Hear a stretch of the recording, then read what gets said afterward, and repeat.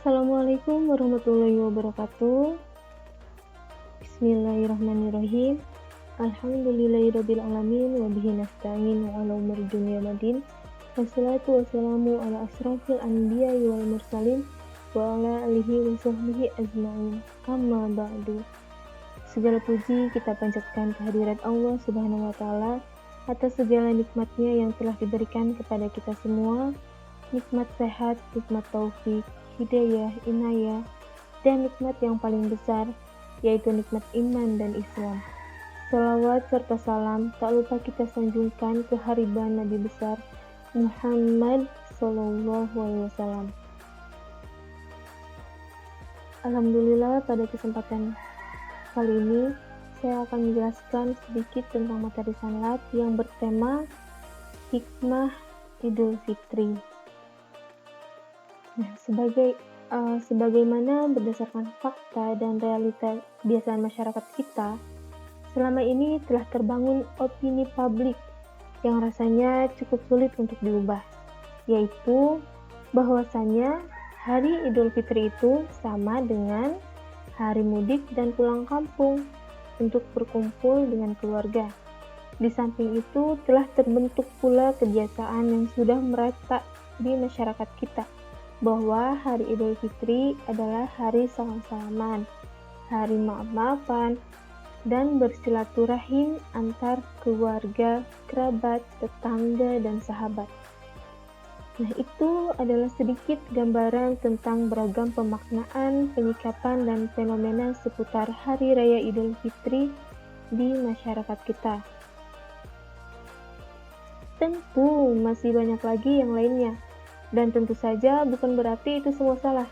Sebagiannya itu benar, baik, positif, dan salah satu sunnah hasanah atau kebiasaan baik yang harus tetap dipertahankan seperti kebiasaan silaturahim, itu misalnya ya. Namun, jika yang kita pahami dan dapatkan dari Idul Fitri yang merupakan penutup dan sekaligus pelengkap ibadah Ramadan, hanyalah seperti itu saja, tentu tapi kurang tepat. Karena Idul Fitri dan Idul Adha adalah dua hari raya dalam Islam yang ditetapkan langsung oleh Allah sebagai pengganti hari-hari raya yang pernah dikenal oleh masyarakat Arab sebelum Islam datang. Dari Anas, dia berkata, Rasulullah Shallallahu Alaihi Wasallam tiba di Madinah, sedangkan penduduknya memiliki dua hari khusus yang mereka rayakan dengan permainan. Maka beliau bersabda, apakah maksud dari dua hari ini? Mereka menjawab, kami biasa merayakan keduanya dengan permainan semasa masih jahiliyah. Maka Rasulullah Shallallahu Alaihi Wasallam bersabda, sesungguhnya Allah telah menggantikan untuk kalian yang lebih baik dari kedua hari tersebut, yaitu hari raya Kurban Idul Adha dan hari raya Idul Fitri. Hadis riwayat Abu Daud, An-Nasai, Ahmad, dan Ibnu Hibban. Dan kedua hari raya Islam tersebut dikaitkan dan digandingkan dengan dua rukun utama ajaran Islam, yaitu puasa Ramadan dan haji ke Baitullah di tanah suci Mekah. Maka Idul Fitri dengan demikian, sebagaimana Idul Adha, adalah merupakan salah satu di antara hari-hari dan syiar-syiar Allah yang harus kita sambut dan rayakan dengan sikap penuh rasa ibadah, pemuliaan, dan pengagungan. Tentu dalam batas-batas koridor syar'i sebagai bukti ketakwaan hati kita, sebagaimana dalam firman-Nya yang artinya, begitulah. Dan barang siapa mengagungkan syiar-syiar Allah, maka sesungguhnya itu termasuk bukti ketakwaan hati. Quran Surat Al-Hajj ayat 32. Sebagai salah satu syiar Allah yang istimewa, tentu saja Idul Fitri memiliki muatan makna dan kandungan hikmah yang banyak dan istimewa pula, dan yang sangat kita butuhkan sebagai bekal utama dalam perjalanan hidup kita selanjutnya setelah Ramadan. Dan dalam kesempatan ini, saya mengajak teman-teman sekalian untuk mentadabburi dan merenungkan tentang beberapa hikmah besar di balik momentum syiar Hari Raya Idul Fitri ini, yang terdiri dari 5 hikmah. Yang pertama adalah hikmah kegembiraan dan kesyukuran.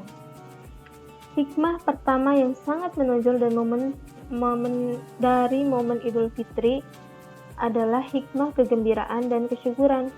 Ya, kita semua bergembira dan bersukaria saat menyambut Idul Fitri seperti saat ini.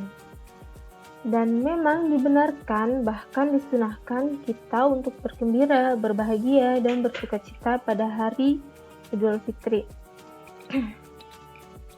Karena makna dari kata Id itu sendiri adalah hari raya, hari perayaan, hari yang dirayakan. Dan perayaan tentu identik dengan kegembiraan dan kebahagiaan. Rasulullah SAW sendiri telah menegaskan itu dalam hadis sahihnya. Dari Abu Hurairah radhiyallahu anhu, ia berkata, Rasulullah SAW bersabda, setiap amal anak Adam dilipat gandakan pahalanya. Satu macam kebaikan diberi pahala 10 hingga 700 kali. Allah Azza wa Jalla berfirman, selain puasa, karena puasa itu adalah untukku dan akulah yang langsung akan memberinya pahala. Sebab ia telah meninggalkan nafsu syahwat dan nafsu makannya karenaku. Dan bagi orang yang berpuasa, ada 2 momen kegembiraan. Kebahagiaan ketika ia berbuka, berhari raya fitri, dan kegembiraan lain ketika ia bertemu dengan Rabb-Nya. Sesungguhnya bau mulut orang yang berpuasa itu lebih wangi di sisi Allah daripada aroma kasturi. Hadis riwayat muttafaq alaih. Tapi yang perlu menjadi perenungan, introspeksi, dan pertanyaan kita adalah kegembiraan seperti apakah yang harus kita miliki dan tunjukkan pada Hari Raya Idul Fitri. Tentulah kegembiraan yang harus kita miliki dan rasakan haruslah merupakan kegembiraan atas rasa syukur kepada Allah yang telah mengkaruniakan taufik kepada kita untuk bisa mengoptimalkan pengistimewaan Ramadan dengan amal-amal yang serba istimewa dalam rangka menggapai takwa yang istimewa dan bukan kegembiraan lainnya. Itulah kegembiraan kita sebagai orang beriman, yaitu gembira karena ketaatan, kebaikan, dan kesolehan. Namun, kegembiraan orang beriman juga harus gembira karena syukur atas berbagai kenikmatan Allah yang tak terhitung. Dan nikmat yang paling utama tentulah nikmat hidayah, nikmat keimanan, nikmat keislaman, dan nikmat ketaatan. Yang kedua yaitu hikmah ketauhidan, keimanan, dan ketakwaan. Dalam menyambut Idul Fitri disunahkan bagi kita untuk banyak mengumandangkan takbir, tahlil, tasbih, dan tahmid sebagai bentuk penegasan dan pembaharuan deklarasi iman dan tauhid. Itu berarti bahwa identitas iman dan tauhid harus selalu kita perbaharui dan kita tunjukkan, termasuk dalam momen-momen kegembiraan dan perayaan, di mana biasanya justru kebanyakan orang lalai dalam berzikir dan mengingat Allah.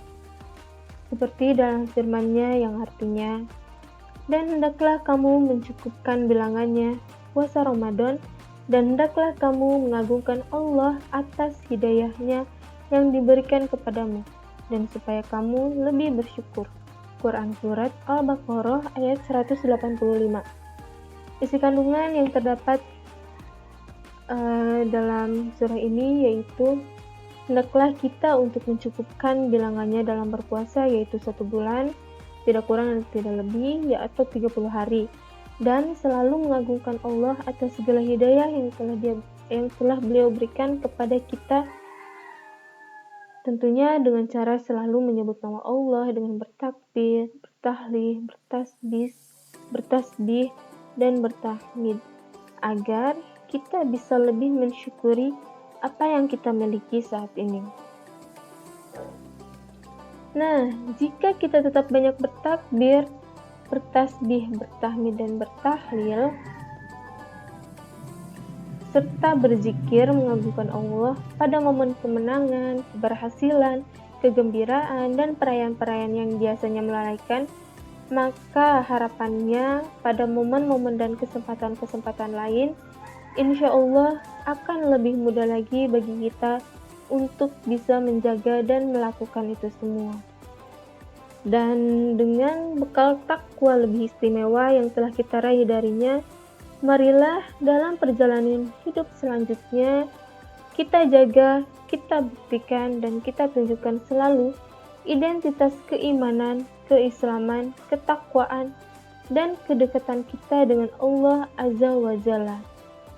Karena itulah bukti bahwa kita telah berhasil dan sukses dalam menjalani ibadah puasa beserta seluruh rangkaian amal ibadah yang menyertainya selama bulan Ramadan.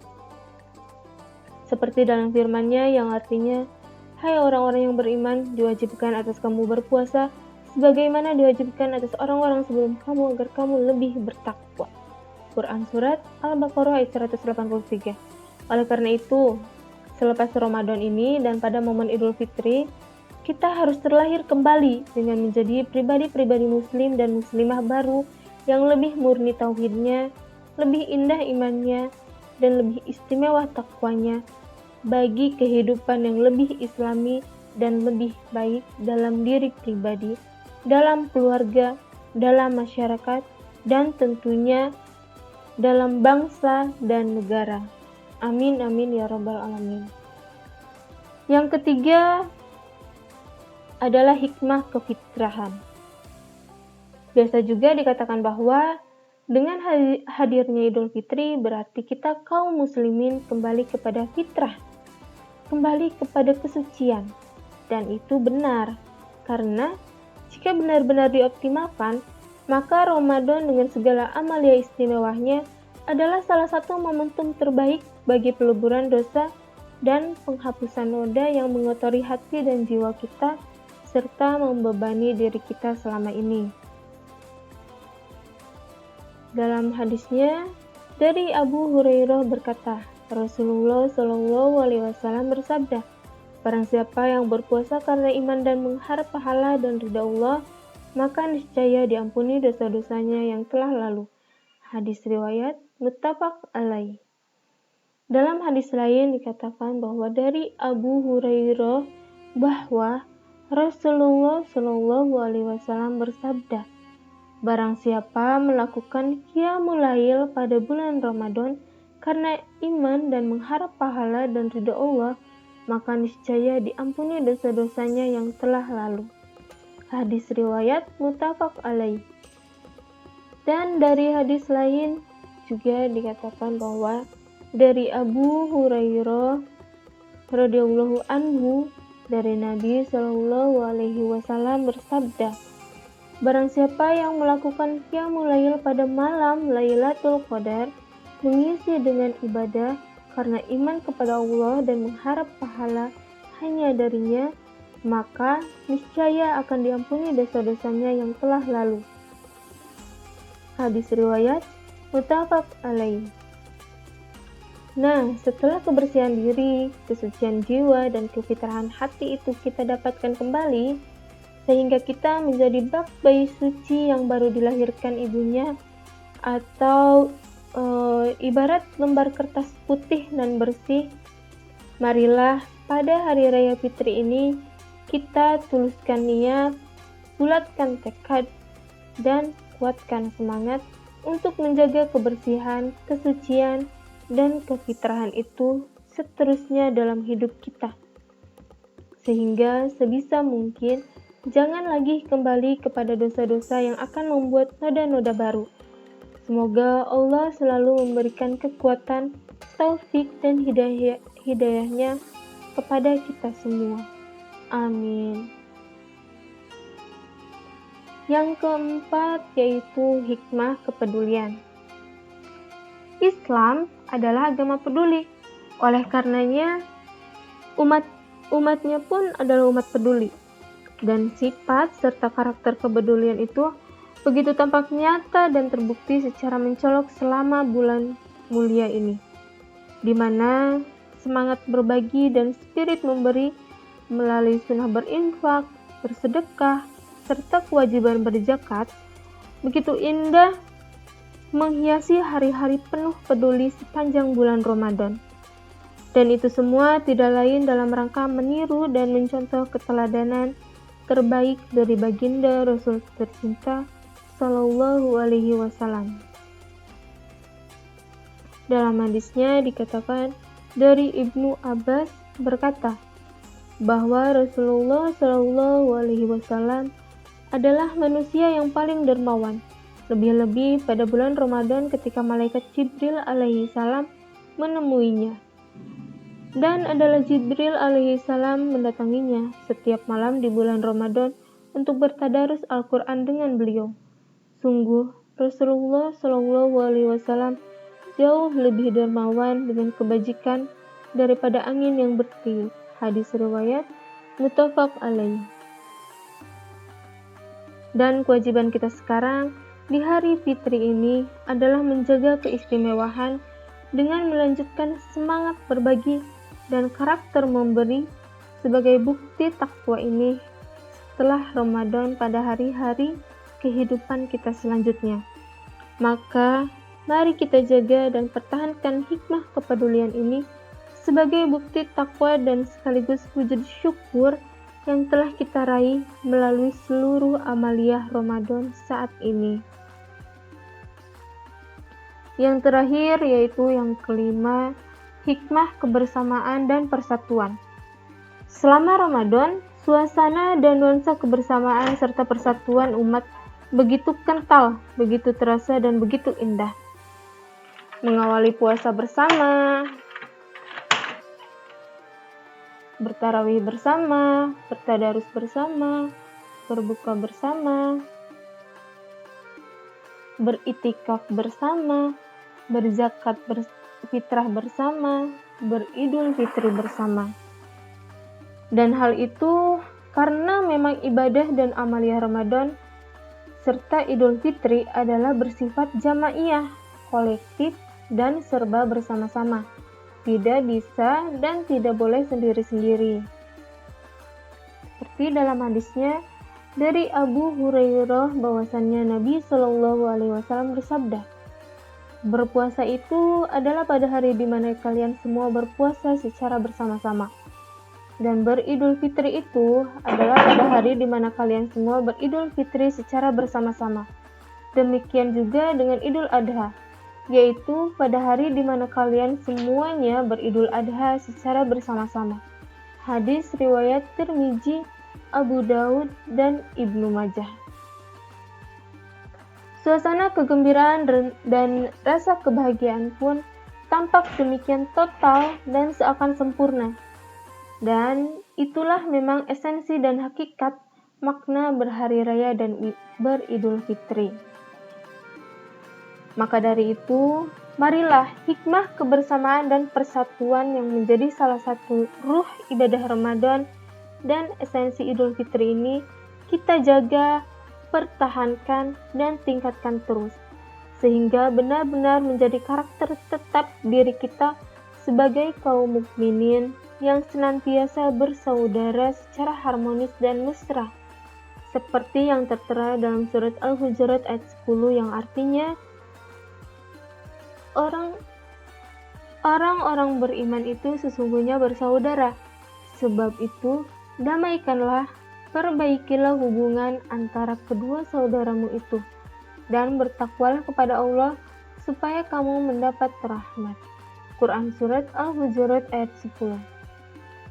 Karena persaudaraan, kebersamaan, serta persatuan adalah bagian terpenting dari pilar kekuatan dan kekokohan umat Islam, kita selaku umatnya harus bisa menjadikannya sebagai idealita dan cita-cita setiap kita agar bisa mewujudkannya. Dan itulah 5 hikmah penting dari amaliyah ibadah Ramadan dan keindahan Idul Fitri yang seharusnya kita nikmati dan dapatkan. Semoga kita semua selalu bisa meraup bagian terbaik dan terbanyak dari hikmah-hikmah besar itu. Dan selanjutnya terus bisa mempertahankan dan meningkatkannya. Amin ya robbal alamin. Wallahu a'lam bishawab.